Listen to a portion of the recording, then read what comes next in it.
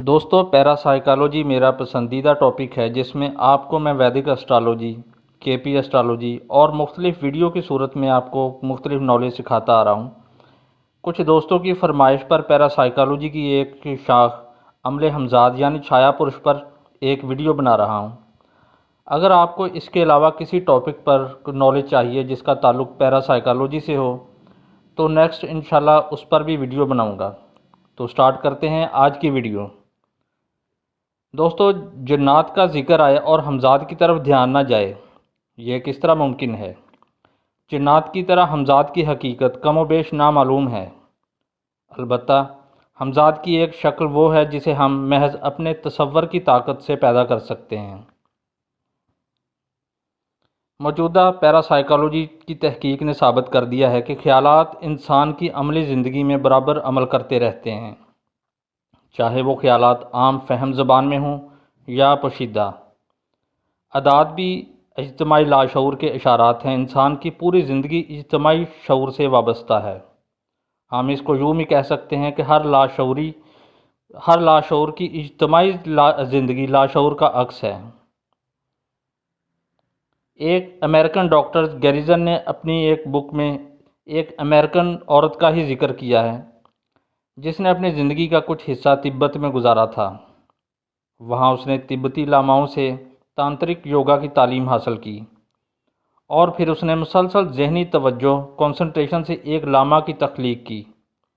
ये लामा उसके घर का पूरा काम करता रहा, बाज़ार से सौदा ख़रीद कर लाता और मेहमानों की खातर मदारत भी। देखने वालों की नज़र में यह आम गोश्त पोस्त का आदमी था। कुछ अरसा बाद जो तख्लीक किया गया लामा था उसकी हरकत में सरकशी का अंसर आने लगा। उस औरत ने बड़ी मुश्किल से अपनी ख्याली कुव्वत से उस लामा को ख़त्म करने में कामयाबी हासिल की। इसका मतलब ये हुआ कि ख्याली शक्लें मादी सूरत भी अख्तियार कर सकती हैं। वो इल्म जिसे जादू कहते हैं दर हकीकत इसी असूल पर मबनी है। आपके जहन में सवाल उभरेगा कि मंत्र याद करने के साथ दूसरी रस्में जैसे धूनी जलाना, कुर्बानी करना, खून का छिड़काव वगैरह वगैरह इस तरह की जो मतलब तांत्रिक टोटके वो क्यों किए जाते हैं साथ? तो अर्ज़ यह है कि ख्याल और जज्बा में चौली दामन का साथ होता है, यानी ख्याल और जज्बा लाज़िम व मलज़ूम है। अगर जज्बा कम हो गया तो ख्याल का असर भी कम हो जाएगा। अगर जज्बा शदीद है तो ख्याल ज़्यादा पुरअसर होगा। इन रसूमात का सिर्फ़ एक ही मकसद होता है, जज्बात की शिद्दत को इंतहा तक पहुंचा दिया जाए ताकि ये ख्याल ज़्यादा पुरअसर मादी दुनिया में तब्दील तामीर पैदा कर सके। अशकाल ख्याल किस तरह मुजस्सम हो जाती हैं, ज़हनी तवानाई के इस कानून से हम अब तक वाकिफ़ नहीं। अलबत्ता ये अमर वाक़या है कि इर्तिकाज़ ख्याल की बदौलत ये मुमकिन है कि आप ख्याल की शक्ल को जिस्मानी सूरत दे सकें। तज़किरा गौसिया में हज़रत गौस अली शाह कलंदर की ज़ुबानी इसी किस्म की एक रवायत नकल की गई है। बनारस में हज़रत की नज़र एक खूबसूरत औरत पर पड़ी और होश उड़ने लगे। निगाह के साथ कलंदर साहब हुजरा मस्जिद में दरवाज़ा बंद करके बैठ गए। ख्वाब खोर हराम कर लिया, खाना पीना उनके लिए ख़त्म हो गया और उन्होंने अपना मुकम्मल तसव्वुर जो है वो उस औरत की तरफ माइल कर लिया। उसमें इतने मुस्तगर्क हो गए कि 8वें दिन वो तसव्वुर मुजस्सम हो गया। एक शख्स हज़ारों ख्याली जिस्म बना सकता है। हमजाद जिसे क्रैन भी कहते हैं, उसके बारे में मशहूर है कि वो इंसान के साथ पैदा होता है और उसकी मौत के बाद भी कुछ अरसा बाकी रहता है। लेकिन ख्याल अशकाल ऐसे हमजाद हैं जिन्हें इंसान खुद अपनी कुव्वत मुतखय्यला से पैदा करता है और फना भी कर सकता है। आप अपना तसव्वुर कीजिए, आईने में या रोशनी में अपने साए को मतवातर देखा कीजिए। देखते वक्त जहाँ तक हो सके पलकें ना झपकाएं। फिर फ़ज़ा में पलक झपकाए बगैर देखें तो आपके साए का सफ़ेद अक्स ज़ाहिर होगा। आप इस मशक़ को ज़्यादा से ज़्यादा जितना करेंगे आपके लिए उतना ही कामयाबी की निशानी है। आपका हमजाद आपसे करीब तर होता चला जाएगा, यहाँ तक कि आप हमेशा अपने चेहरे का मुशाहदा करेंगे और अंधेरे में भी आप अपने आप को देख सकेंगे। आपको अजीब व गरीब असरार मालूम होंगे और आपके वसवसे और शकूक बतदरीज दूर होते चले जाएंगे। आप हज़ारों मील से भी एक शख्स को अपनी मंशा और अपने ख्याल के मुताबिक उसको मुतासर करने पर कादर हो सकेंगे। उसकी वजह यह है कि हर इंसान एक इनफरादियत और एक इसमें इलाही का मज़हर होता है। इसलिए दीगर उलूम के अलावा उसका एक ज़ाती छुपा हुआ इल्म भी होता है जो किसी दूसरे इंसान का हिस्सा नहीं होता। इंसान की तकमील की ज़मानत वही ज़ाती इल्म है। जब तक वो हासिल नहीं होता इत्मीनान नामुकम्मल होता है। कामल इंसानों का एक वस्फ़ ये भी है कि वो इंसान की मरकज़ी सिफ़त को देखते ही जान और पहचान लेते हैं और फिर इसके मुताबिक उसकी तरबियत करते हैं। अपने साए के तसव्वुर से ख़ुद अपने उलूम उभरने लगते हैं और जिस कदर ये मश्क बढ़ती जाती है जहन के सामने सारे इल्म आश्कारा होने लगते हैं। इस तसव्वुर यानी आपका जो हमजाद जो आपने देखा है, आपका ख्याली जिस्म, इसके ज़रिए से आप अपने किसी गायब दोस्त या रिश्तेदार की खैरियत का पता चला सकते हैं।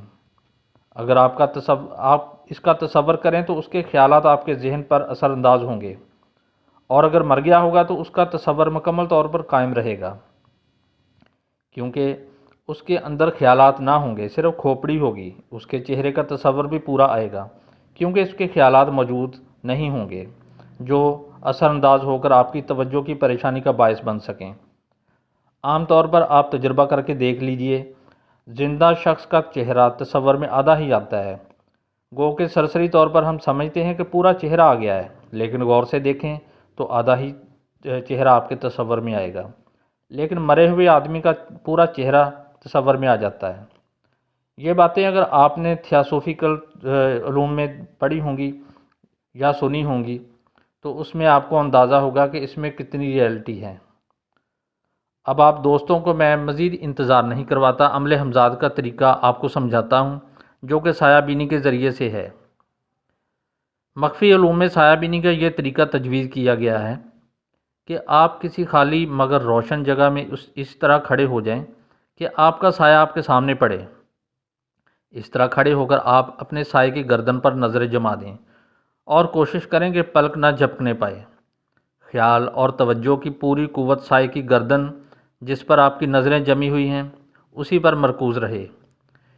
इस प्रैक्टिस का आगाज़ 1 मिनट से करें और रफ्ता रफ्ता आप इस मशक और इसकी मुद्दत को बढ़ाते रहें, यहाँ तक कि आप रफ्ता रफ्ता 1 घंटे तक कामल यकसुई और महवियत और इस्तगराक के साथ साए को तकते रहें। रफ्ता रफ्ता आप महसूस करेंगे कि आपके सर के ऊपर फ़ज़ा में सफ़ेद रंग का एक बादल झूल रहा है और आहिस्ता आहिस्ता वो सफ़ेद साया आपकी शक्ल में मुजस्सम हो जाएगा और एक अदना मौक्कल की तरह आपके अहकाम की तामील करेगा। ख्याल को मुजस्सम करने का एक और तरीका भी है कि आप आंखें बंद करके बैठ जाएं और अपने चेहरे का तसव्वुर करें। बार बार ख्यालात की रो में खलल पड़ेगा, आपकी तवज्जो भटकेगी। हर बार आप अपने ख्याल को अपने चेहरे की तरफ करें, होते होते तवज्जो कायम होने लगेगी और वही नताइज निकलेंगे जो साया बीनी से बरामद होते हैं। इस ज़माने में आईना बीनी का भी ज़िक्र मुनासिब होगा, जो बहुत मशहूर इसकी प्रैक्टिस है। जो अमले हमजाद जानते हैं उनको पता होगा कि लोग आईने से भी तस्खीर हमजाद करते हैं। उसके लिए आईना सामने रख लें जो कि 2-2.5 फुट के फासले पर आपके सामने हो और अपने चेहरे के दाएं आँख के तिल पर यानी दाएं आँख की पुतली पर नज़रें जुमा दें। पलक ना झपकने की शर्त है, अलबत्ता बुनियादी इसमें हैसियत जो है वो पलक ना झपकने की है। अगर आपकी पलक झपक जाती है तो ये उसमें समझ लें कि आपकी मशक में वो कमज़ोरी है। आपको चाहिए इसके लिए पहले से प्रैक्टिस कर लें। लेकिन आपको ये बता दूं, ये तमाम जितने भी अमलियात होते हैं किसी उस्ताद की इजाज़त से करने चाहिए। इन तमाम अमलियात का जो ताल्लुक़ है ना वो आपके माइंड से है और आपका माइंड बेहद सेंसिटिव आला है। ज़रा सी बेएहतियाती से आपकी अक्ल पर जुनून गालिब आ सकता है। इन तमाम अमलियात और मशकों की पाबंदी से आपके मजाज में एक सुदावी मादा जो है वो पैदा हो जाता है, जो पागलपन की समझ लें कि एक शक्ल कह सकते हैं। और सुदावियत जो है ये आपका ज़हनी इख्तलाज या दिमागी अमराज की जो है ना वो पहली सीढ़ी होती है। यही वजह है कि इन अमलियात के जो वक़्त में जो मतलब कि तालिब इल्म स्टूडेंट सीखते हैं उनको तर्क हैवानात यानी जलाली जमाली परहेज़ जो है वो भी करवानी पड़ती है। उसका मकसद भी यही होता है कि जो हमारे जिस्म में गर्मी पैदा ना हो, वो खुराकें इस्तेमाल करते हैं जो आपके सेहत को मतवाज़न रख सकें। तो स्पेशली गोश्त वगैरह वो खाने की परहेज़ होती है, अंडे की परहेज़ होती है, तो बदबूदार चीज़ें और ऐसी चीज़ें जो आपके ब्लड को गर्मी दें यानी बीपी हाई करें, उससे आपको बचना पड़ता है। तो आपके जो जिगर में सौदावियत मादा जो है वो पैदा ना हो। तो बिलाशुबा ख़्याल में तवानाई होती है, जैसे शर्म और गुस्से से चेहरे का सुर्ख हो जाना इसकी अलामत है। और ये ख़्याल की तवानाई जब जिस्म पर गालिब आती है तो हमारे जिस्म में बहुत सी तब्दीलियाँ आ जाती हैं। आम हालात में हमारे दिमाग में बीटा लहरें पैदा होती हैं।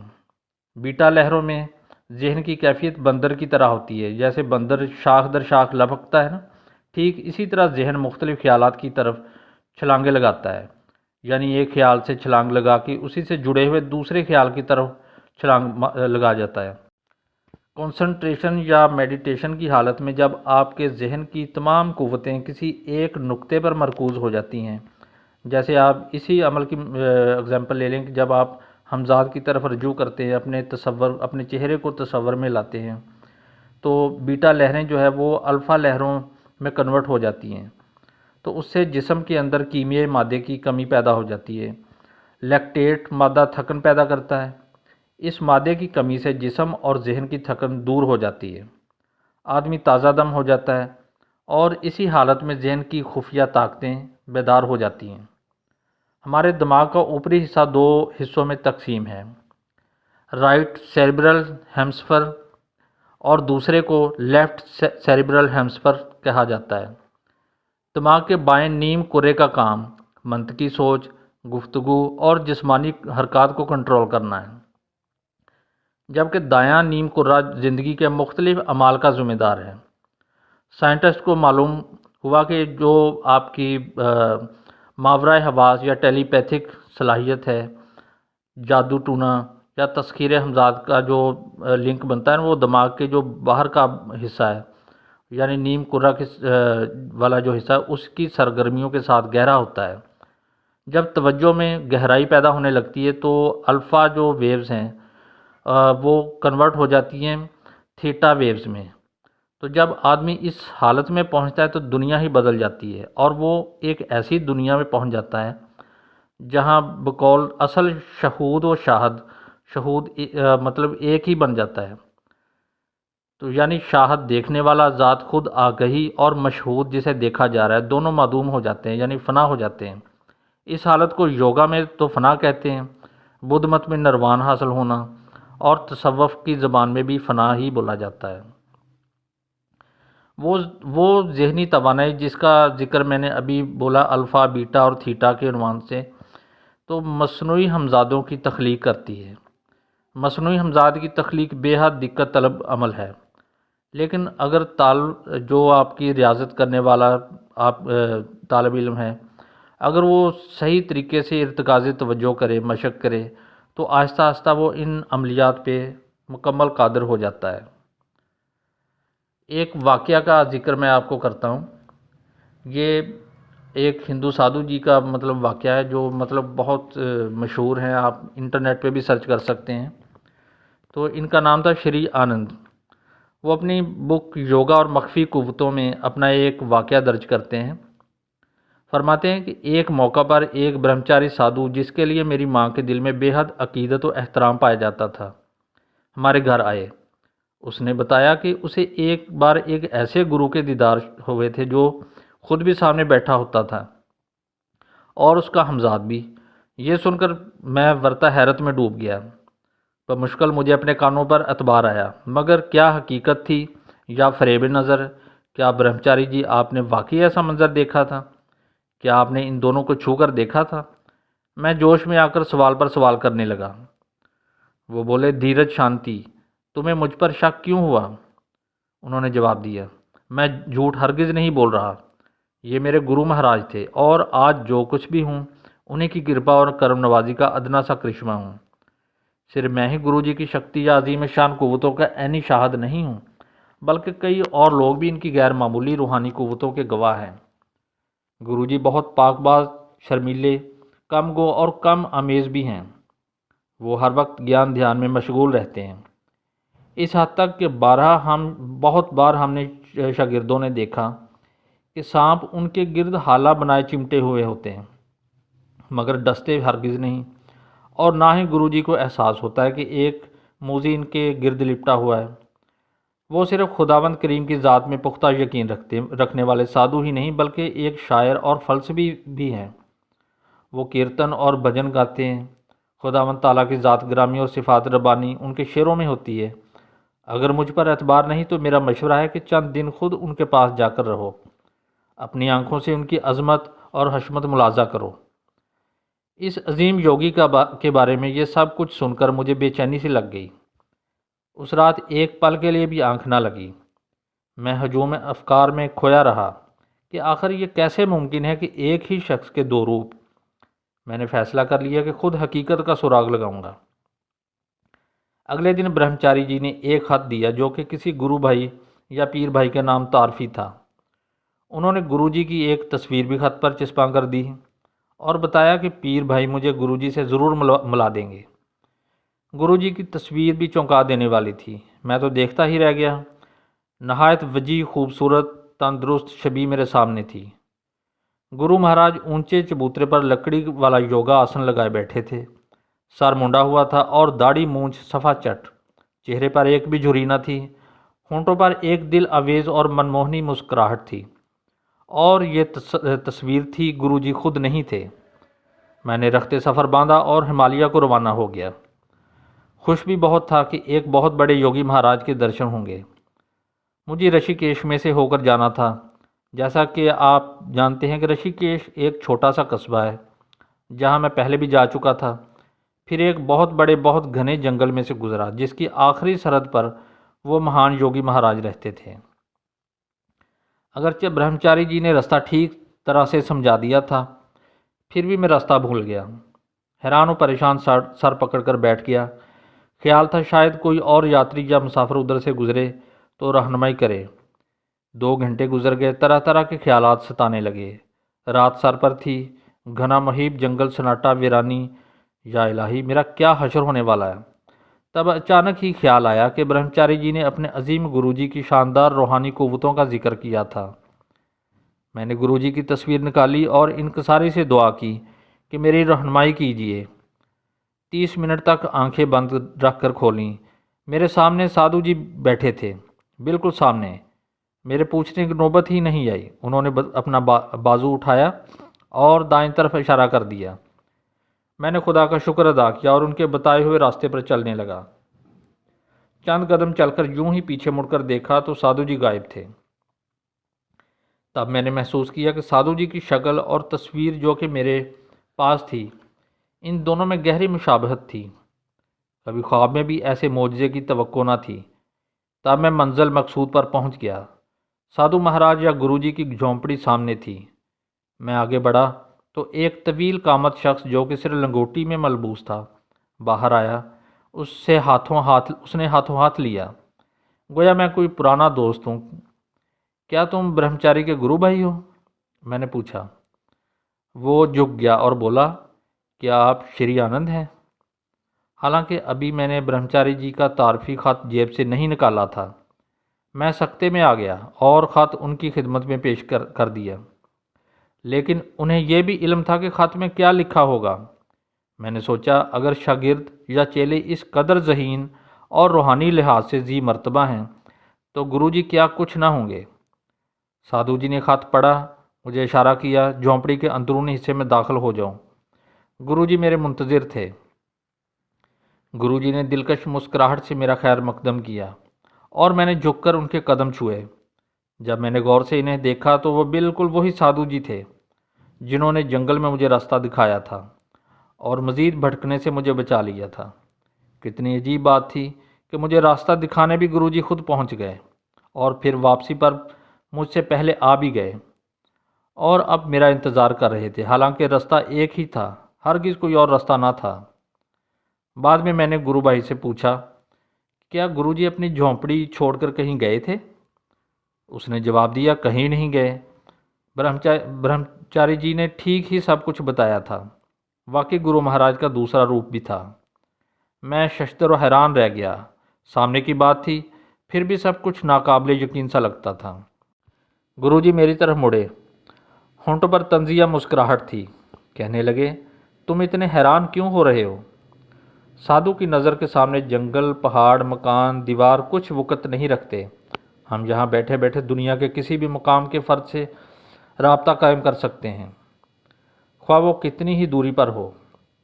मैं तजब्ज़ब में था कि मैं हकीकी गुरुजी से मुखातिब था या उनका हमजाद था। मैंने गुरुजी से पूछा कि ये दो जिस्मी वाला मामला समझ में नहीं आया। आप दो रूप कैसे अख्तियार कर लेते हैं? गुरुजी ने कदरे आंखें मूंद ली, फिर कहने लगे, ए मेरे अजीज़, ज़रा गौर से सुन। साधु जब ज्ञान ध्यान की मिराज पर होता है तो एक दर्जा ऐसा भी आता है जब साधु का जिस्म ईथर में तहलील हो सकता है और फिर वो अपनी अपनी ही जैसी शक्ल सूरत के हमजाद को जहाँ और जब चाहे भेज सकता है। मगर इस दर्जा कमाल की रूहानी अजमत का हसूल जान जोखों का काम है। दूसरे अल्फाज में बात यूँ भी वाज़ेह हो सकती है कि योगी का जिस्म, खुद हकीकी योगी तो वहीं रहता है मगर उसकी परछाई जहाँ वो हुक्म दे चली जाती है। इस दर्जा की अजीम रूहानी ताकत के हसूल के लिए मशक की जाए तो मज़ायका नहीं, लेकिन अगर तखरीबी या खुद गर्जी पर महमूल मकासद पेश नज़र हों तो बाज़ औक़ात योगी खुद तबाह बर्बाद हो जाता है, यानी इबरत अंगेज़ अंजाम से दो चार होता है। पूरी दुनियावी आलाइशों से पाक साफ़ होकर, इस संसार से कटकर, ज़बरदस्त क़ुव्वत इरादी से काम लेकर इंसान इस दर्जा रूहानियत को अपना सकता है, लेकिन वो भी अगर ज़रूरी हो तो, वरना नहीं, और मुसीबत ज़दा इंसान की मदद कर सकता है। कुछ देर तक हम दोनों खामोश बैठे रहे। गुरुजी ने बताया कि हकीकी योगी कभी भी योगा के ज़रिए सीखी हुई अजीम ताकत के हसूल पर मगरूर नहीं होते और ना ही खुशी से वो मोजा दिखाते फिरते हैं, बल्कि अगर इनसे फरमाइश की जाए तो वो बिगड़ जाते हैं। अगले दिन मैं फिर उनकी खिदमत में हाज़िर हुआ। उनसे दरियाफ़्त किया कि ऊंचे दर्जे की अजीम रूहानी क़ुव्वतों के हसूल के लिए अगर ख़ास तरीक़े हों तो बयान फरमाए जाएँ। तब उन्होंने जवाब दिया, वो लोग जिनका दिल साफ़, आँखों में पाकबाजी होती है, वो लोग सिर्फ़ खालिक़ हकीकी के ताबे ज़िंदगी बसर करते हों, यानी हेरा फेरी, दगाबाजी, चोरी और जिनसी आलूदगी से बच सकें, और जो बंदों के हकूक़ का ख्याल रखते हों, इंसानियत से मोहब्बत करते हों, उनके दुख दर्द बांटने की सलाहियत रखते हों। वो लोग बेशक इस राह की मुश्किलात पर काबू पाकर अपने मकसद में कामयाब हो सकते हैं। वैसे तो हर शख्स में इस्तेदाद, सलाहियत होती है, लेकिन कितने हैं जो अपने नफ्स पर इस हद तक काबू पा सकते हैं? बस उसके बाद गुरुजी के चरण मैंने छुए और उनसे इजाज़त ली। उन्होंने दुआएं दी और मेरे बारे में पेशगोई की कि श्री आनंद, याद रखना, तुम्हारी ज़िंदगी योगा के लिए वक्फ़ हो चुकी है। और उनकी ये पेशगोई हरफ बहरफ दुरुस्त साबित हुई। इससे योगी की चार सलाहियतों का इल्म हुआ। अव्वल दूर नज़री, दोम टेलीपैथी, स्वयं पेशबीनी, चार हमजाद की तस्खीर, यानी ये ज़रूरी नहीं कि ऐसी सलाहियतें सिर्फ मुसलमानों में ही हों, बल्कि दीगर मज़ाहब में भी हो सकती हैं। बस फ़र्क इतना है कि वो इनके हसूल के लिए तन मन धन की बाजी लगा देते हैं और इसी मकसद के लिए रियाज़त करते हैं। अगर आप बुनियादी कवानीन और रियाज़तें कर लेते हैं तो ये काम 2 से 3 महीनों में हो सकता है। दोस्तों, अमले हमजाद या छाया पुरुष का मैंने जो तरीका आपको समझाया है, सुनने में तो बहुत आसान है, लेकिन इसके लिए आपको अपनी दुनियावी ज़िंदगी से कुछ अरसा के लिए कतई ताल्लुक़ होना पड़ता है। ये जो कुछ आपको बताया है, उसके लिए आपको कुछ बुनियादी ट्रेनिंग की ज़रूरत है, जिसमें योग अभ्यास यानी प्राणायाम, मेडिटेशन वगैरह ये सब कुछ करना पड़ते हैं। ये जो कुछ मैंने बोला, ये इस अमल की बुनियादी रूह कहलाती है।